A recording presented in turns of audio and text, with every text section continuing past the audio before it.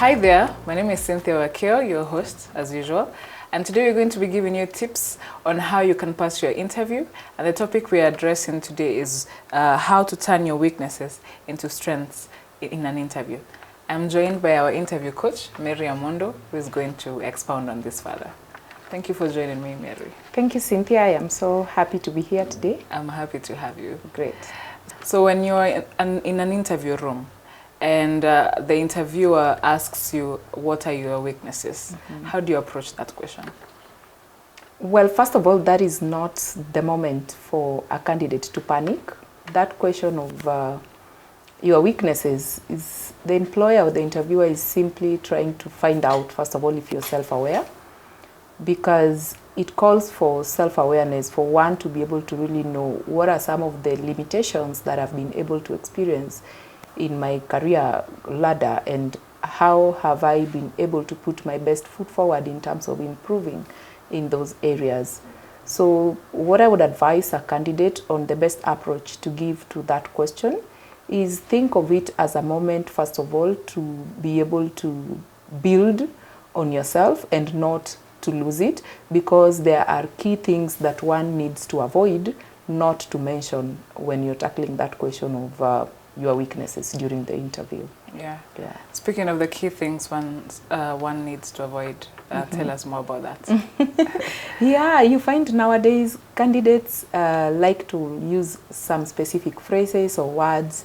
For example, talking about one's weaknesses, they would want to say, I am a perfectionist, I am a competitor, I am a hard worker.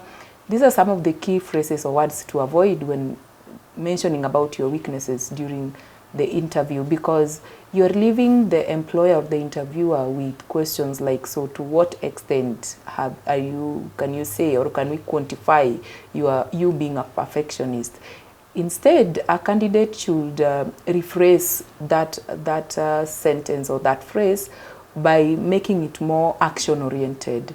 So give a scenario or a situation whereby you have been able to exercise the perfectionism. For example, you can talk of you being able to being that kind of a person who pays more attention to detail. The kind of work that you do, you give it more focus on the work that you do, and because of that, you find yourself not even being able, exerting so much pressure on yourself at the end of the day.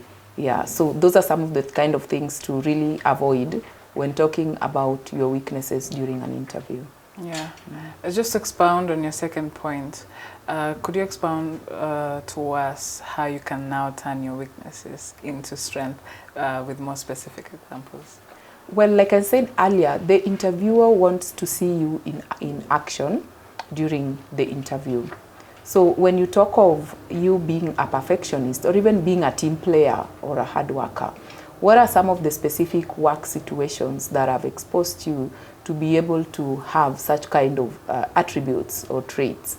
So think of more action-oriented kind of responses, which at the end of the day will still be able to bring you out as someone who is a team player or someone who is a hard worker.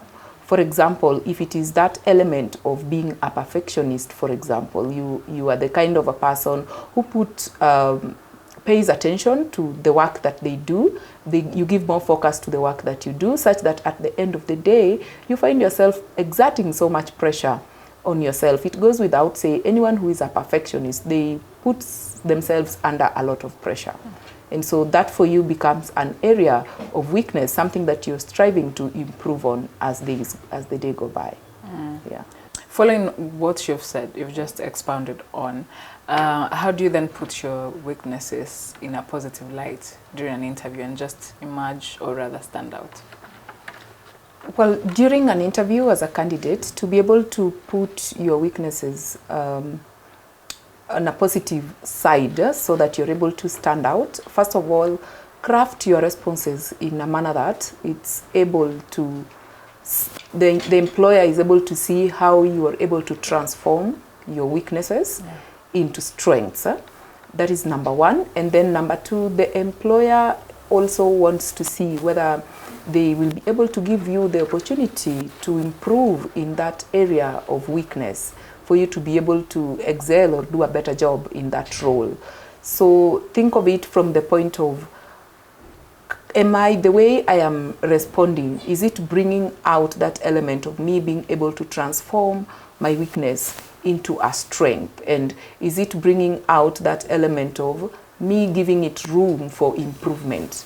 That is where we began in terms of being self-aware. It is very key. And yes, I'm self-aware. This is my area of weakness. How have I been able to transform it to become a strength? Or what are the things that I am working on so that I'm able to improve on it?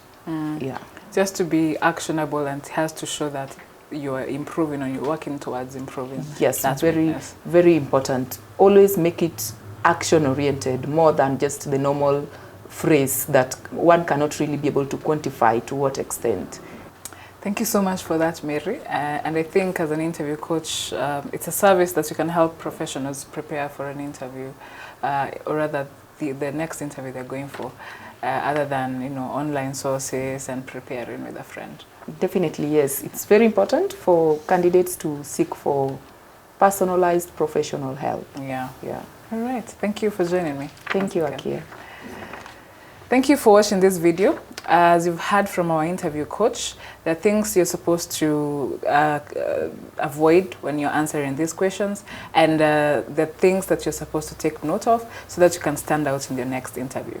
If you are seeking for professional, customized services for your next interview, please click on the link below and Mary will reach out to take you to the next step.